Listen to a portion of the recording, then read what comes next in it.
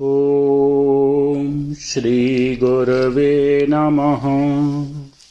ॐ शांति शांति शांति। प्रणाम भगवान। स्वामी विवेकानंद जी के दिव्य ग्रंथ ज्ञान योग के मनुष्य का यथार्थ स्वरूप अध्याय से जो लंदन में दिया हुआ उनका भाषण है, प्रारंभ करते हैं।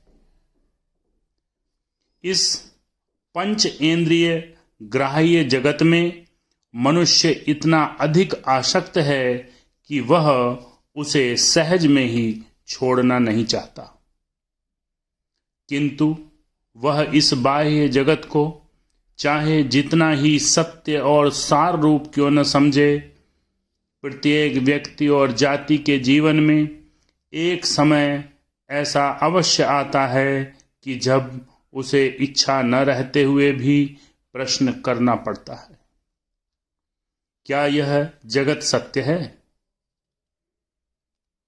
जिन व्यक्तियों को अपनी इंद्रियों की विश्वसनीयता में शंका करने का तनिक भी समय नहीं मिलता, जिनके जीवन का प्रत्येक क्षण किसी न किसी प्रकार के विषय भोग में ही बीतता है, मृत्यु एक दिन उनके भी सिराने आकर खड़ी हो जाती है और विवश होकर उन्हें यह कहना पड़ता है, क्या यह जगत सत्य है? इसी एक प्रश्न से धर्म का आरंभ होता है और इसके उत्तर में ही धर्म की इति है।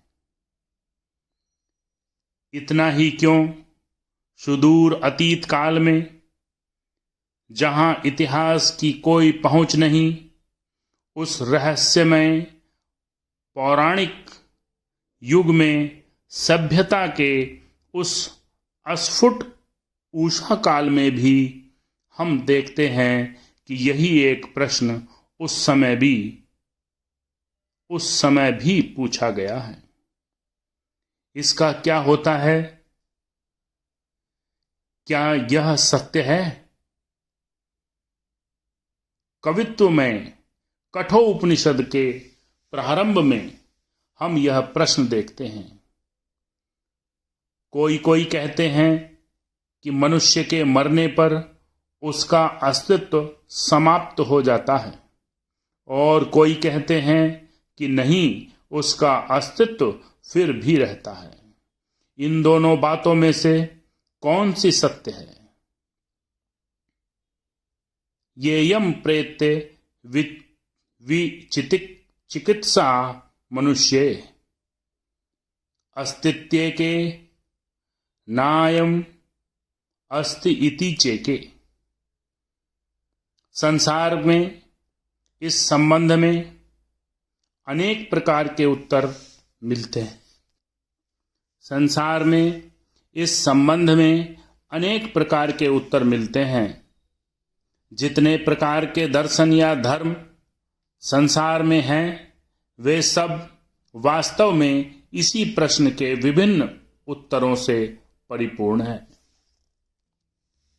अनेक बार तो इन प्रश्नों को परे क्या है, सत्य क्या है, प्राणों की इस महती अशांति को, संसार से अतीत परमार्थ सत्ता के इस अन्वेषण को व्यर्थ कहकर उड़ा देने की चेष्टा की गई है। किंतु जब तक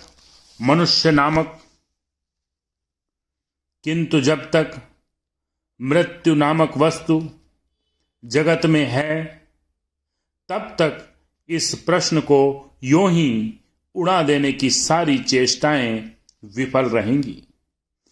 यह कहना सरल है कि हम जगदातीत सत्ता का अन्वेषण नहीं करेंगे, अपनी समस्त आशा और आकांक्षा को वर्तमान क्षण में ही सीमित रखेंगे, और हम इसके लिए भरपूर चेष्टा भी कर सकते हैं, बहिर्जगत की सारी वस्तुएं भी हमें इंद्रियों की सीमा के भीतर बंद करने में सहायता पहुंचाती हैं।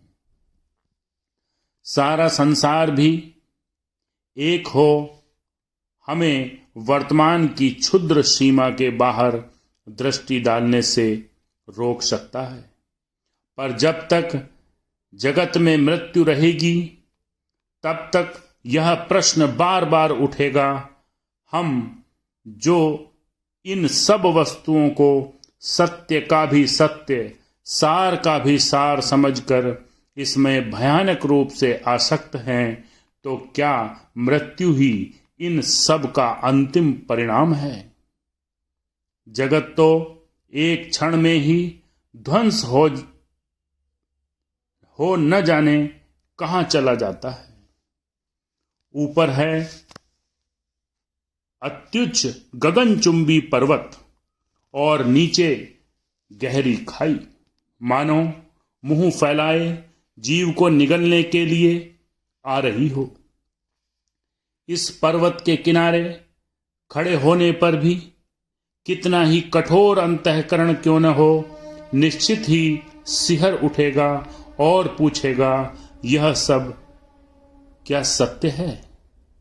कोई तेजस्वी हृदय जीवन भर बड़े प्रयत्न के साथ जिस आशा को अपने हृदय में संजोए रहा, वह एक मुहूर्त में ही उड़कर न जाने कहां चली गई। तो क्या हम इन सब आशा को सत्य कहेंगे? यह प्रश्न का उत्तर देना होगा।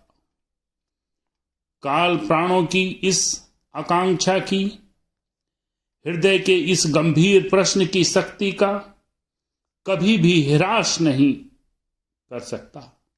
प्रयुक्त काल का स्रोत ज्यों-ज्यों आगे बढ़ता जाता है, त्यों-त्यों इस प्रश्न की शक्ति भी बढ़ती जाती है और उतने ही अधिक प्रबल वेग से यह प्रश्न हृदय पर आघात करता रहता है। ओम शांति शांति।